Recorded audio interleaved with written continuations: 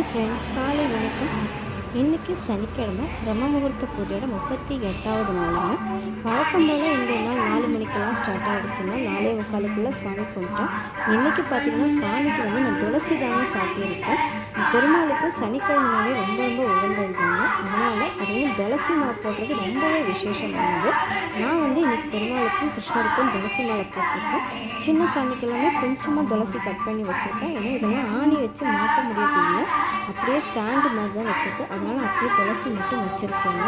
மீதி சுவாமிக்கு எல்லாமே பன்னீர் ரோஸ் வச்சு பண்ணியிருக்கேன். எப்பவும் போல் இன்றைக்கி பாலில் சக்கரை போட்டுருங்க, நிவேதியமாக வச்சுருங்க. எப்போவும் ஏற்றுற மாதிரி வாசலில் விளக்கேற்றி சுவாமி கும்பிட்ட பிறகு உள்ளேயும் விளக்கேற்றி சாமி கும்பிட்டாச்சுங்க.